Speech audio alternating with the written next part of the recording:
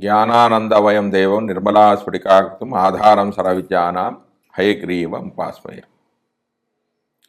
అర్ధకాయం మహావీరం చంద్రాదిత్యమివర్తనం సింహికాగర్భ సంభూతం తం రాహు ప్రణమామ్యం. ఫలాచ పుష్పసంకాశం తారకాగ్రహమస్తకం రౌద్రం రుద్రాత్మకం ఘోరం తంకేతుం ప్రణమామ్యం. మనం ఇప్పుడు ఈ వీడియోలో రాహు కేతుల గురించి తెలుసుకుందాం. 12 రాశుల వాళ్ళకి రాహు ఎక్కడుంటే ఎలాంటి ఫలితాలు వస్తాయి, కేతువు ఏ రాశిలో ఉంటే ఫలితాలు వస్తాయని నేను ఇప్పుడు చెప్పబోతున్నాను. ఇప్పుడు నేను కేవలం రాశులే చెప్తున్నాను, స్థానాలు కాదు. లగ్నాతు ఎక్కడున్నాడు, లగ్నాత్ రాహు ఎక్కడున్నాడు, లగ్నాత్ కేతువు ఎక్కడున్నాడు, ఏ స్థానంలో ఉన్నాడు అనేది నేను చెప్పడం లేదు. కానీ మీరు దీనికి లగ్నానికి కూడా అన్వయించుకోవచ్చు. సహజ రాశిచక్రంలో రాహుకేతులకు ఎలాంటి ఆధిపత్యం లేదు. కానీ వృశ్చిక రాశిలో కేతువు, కుంభరాశిలో రాహువు మంచి ఫలితాలు ఇస్తారంటే వాళ్ళకి చాలా బలం అనేది ఎక్కువగా ఉంటుంది. రాహువు అంటే నార్త్ నోడ్, కేతువు అంటే సౌత్ నోడ్. ఈ జన్మలకు కారణం ఏంటంటే రాహు వలనే మనం ఈ లోకంలోకి వచ్చాం. రాహు కోరికలకు కారకుడు. వీటి గురించి పరాశర జ్యోతిషాస్త్రంలో ఎక్కువగా వ్రాసి ఉంది. మిగతా నాడి గ్రంథాల్లో అంతగా వివరాలు లేవు. మనం జాతక చక్రాన్ని పరిశీలించినట్లయితే రాహుకి లగ్నానికి సంబంధం అనేది ఉంటుంది. అది ఏ విధంగా ఉంటుందంటే లగ్నాధిపతితో కానీ, లగ్నంలో కానీ ఉండవచ్చు, లగ్న నక్షత్రాధిపతితో కానీ సంబంధం అనేది ఉంటుంది. రాహు ఈ లోకంలోకి మనం రావడానికి కారణం. భగవద్గీతలో ఇలా రాసి ఉంది, మనిషి అంతిమ సమయంలో ఏది కోరి శరీరాన్ని వదులుతాడో అదే రూపాన్ని పొందుతాడు. అంటే ఉదాహరణకు వ్యక్తి మరణించే సమయానికి ఏనుగును తలుచుకున్నాడు అనుకోండి, తర్వాత జన్మలో అతడు ఏనుగై పుడతాడు. గత జన్మలో తీరకుండా ఉన్న కోరికలను తీర్చుకోవడానికి మనం ఈ జన్మ ఎత్తుతాం. భృగునంది నాడి చదివితే ఇది తెలుస్తుంది. అంటే రాహు మాయ, కోరిక, డిసైర్స్, పొందాలనే వాంఛ ఉంటుంది. రాహువు భౌతిక సుఖాలను ఇస్తాడు. కొందరు దృష్టిలో ఏంటంటే ఏం చెప్తారంటే మంచి కర్మలు చేస్తే జన్మ రాదు, చెడు కర్మలు చేస్తేనే జన్మ ఎత్తుతారు అని అంటారు. కానీ అది తప్పు. మంచి పనులు చేసినా చెడ్డ పనులు చేసినా జన్మ అనేది తప్పనిసరి. మంచి పనులు చేస్తే ఆ పుణ్య ఫలితాన్ని అనుభవించడానికి జన్మ ఎత్తుతారు, చెడు చేస్తే ఆ పాప ఫలాన్ని అనుభవించడానికి జన్మ ఎత్తుతారు. Rahu is a unfulfilled desire. Rahu is after association with agami karma. అంటే రాహు అంటే మనం ఈ జన్మ చెయ్యాలి, ఈ జన్మలో చెయ్యాలి అనుకుంటున్న కర్మ అంటే తీరని కోరికలు. రాహు పురాతనమైన కర్మ కాదు, మనం చెయ్యాలి అనుకుంటున్న కర్మ. రాహు ఈజ్ ఎ ఫ్యూచర్ కర్మ. అది ఎలా తెలుస్తుంది అంటే రాహు ఏ రాశిలో ఉన్నాడో, రాహు ఏ ఇంట ఉన్నాడో దానిని బట్టి ఆ వ్యక్తి యొక్క కోరికలు ఏమిటి, ఏమి చేయాలి అనుకుంటున్నాడు, వేటిని చేయడానికి ఇష్టపడడు అనేది తెలుస్తుంది. రాహు ఏ రాశిలో ఉంటాడో ఆ రాశికి సంబంధించిన కోరికలు అనేవి మనిషికి ఉంటాయి, వాటిపైన ఫోకస్ చేసి ఉంటుంది. ఫర్ ఎగ్జాంపుల్ రాహు ఏరిస్ రాశి అంటే మేషరాశిలో ఉన్నాడు అనుకుందాం. మేషరాశి సెల్ఫ్ను చూపిస్తుంది, అంటే ఆ యొక్క వ్యక్తిని గురించి తెలుపుతుంది. స్ట్రాంగ్ డిసైర్స్ అంటే కోరికలు ఉంటాయి. అసంపూర్ణంగా మిగిలిన పనులు పూర్తి చేయడానికి మనం ఈ జన్మ ఎత్తాం.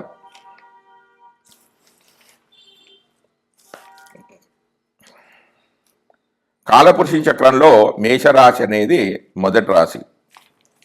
మేషరాశి సెల్ఫ్ను సూచిస్తుంది, వ్యక్తి గురించి తెలియజేస్తుంది.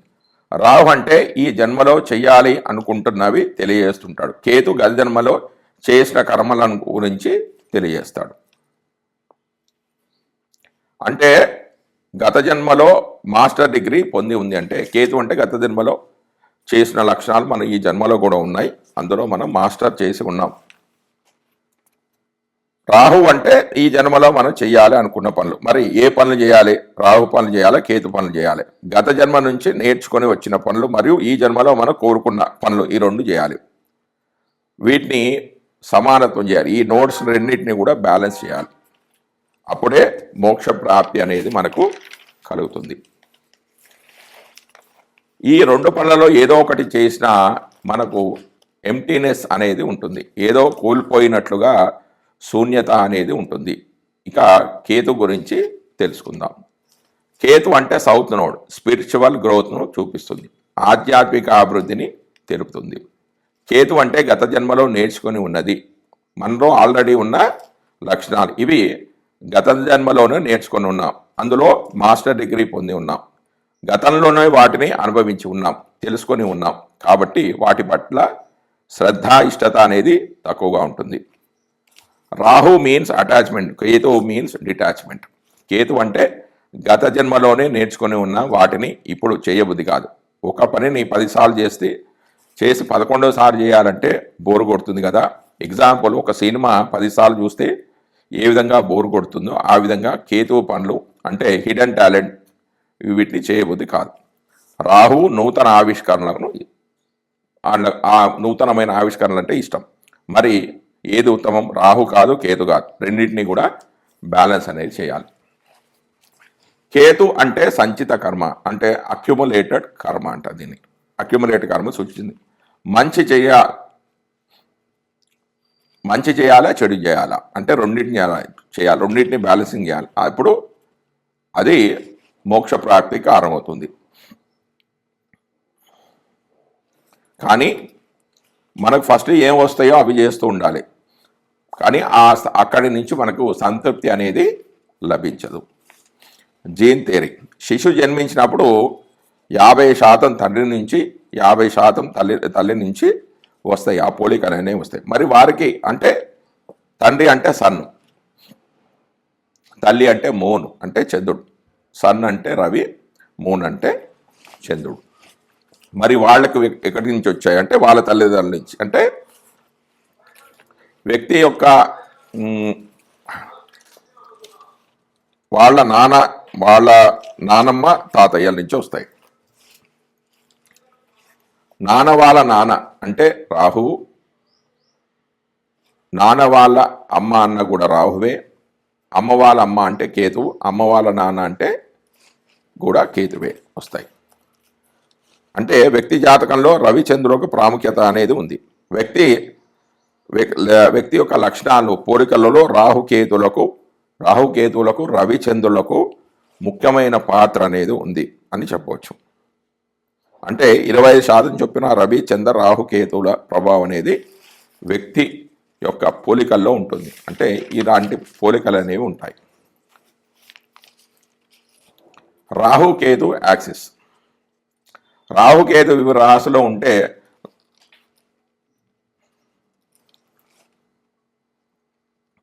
రాహుకేతు వివిధ రాశులలో ఉంటే వారి యొక్క లక్షణాలు తీసుకుంటే వ్యక్తి పోలికలు, అలవాట్లకు కారకుడు. వ్యక్తి పోలికలు, అలవాట్లకు కారకుడు ఎవరంటే కేతు. వ్యక్తిలో పుట్టినప్పటి నుంచి అవి ఉన్నాయి, గత జన్మ నుంచి నేర్చుకొని వచ్చాం. ఒక పిల్లవాడు అదే అలవాటుకు ఒక పని చేస్తున్నాడు అనుకోండి, అది ఎవరు నేర్పించలేదు, ఆ గుణాలు వాడిలో గత జన్మ నుంచే ఉన్నాయి. రాహు ఈ జన్మలో ఏమి చేయాలి, ఏమి నేర్చుకోవాలి అనేది రాహు చెప్తాడు. సరైన కర్మ మోక్ష మార్గాని వైపు తీసుకువెళ్తుంది. ఎంత పేదవాడైతే అంత ఎక్కువ కోరికలు ఉంటాయి, ఎంత ధనవంతుడైతే అంత ఎక్కువగా ఉంటాయి, ఎంత బీదవాడైతే అంత తక్కువగా ఉంటాయి, ఎంత ధనవంతుడైతే అంత ఎక్కువగా ఉంటాయి. డబ్బులు లేవు అనుకున్నప్పుడు డబ్బుల గురించి ఆలోచిస్తాడు, డబ్బులు ఉంటే ఇంకా ఏదో పోయింది అని, ఏదో వెల్తీ అనేది వాళ్ళలో ఉంటుంది. ఇక రాహుకేతులను 2 క్యారెక్టర్స్ అనుకుంటే, Rahu is the character who represent your desires and ambitions in life. ఈ జన్మలో పొందాలి అనుకుంటున్నవి, కోరికలు తీర్చుకోవాలి, లక్ష్యాలు నెరవేర్చుకోవాలి అనుకుంటారు. Ketu on the other hand is the character who representative your past experience, గతంలో నేర్చుకొని వచ్చాం. Now in the story of your life Rahu can only shine and successful when Ketu has learned all the important lessons is need to learn. ఈ జన్మలోని కోరికలు లక్ష్యాలు ఎప్పుడు నెరవేరుతాయి అంటే గతంలో నేర్చుకొని ఉన్నవి చేస్తూ ఉంటే ఈ జన్మలోని కోరినవన్నీ నెరవేరుతాయి. సంచిత కర్మల నుండే ఆగామి కర్మ అనేది నెరవేరుతూ ఉంటుంది. కుంభరాశిలో రాహు, సింహరాశిలో Ketu. Rahu in Aquarius, Ketu in Leo.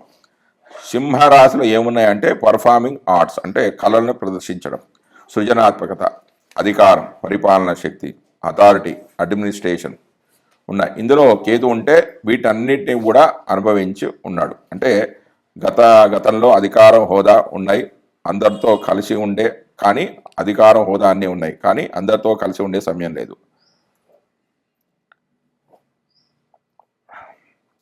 ఈ జన్మలో ప్రజలతో మమేకం కావాలి. ఈ జీవితకాలంలో ఇతరులతో కలిసిపోవడం, సహాయం చేయడం మరియు సామాజిక ప్రయోజనాలను చేకూర్చడం అనేవి నేర్చుకోవాలి.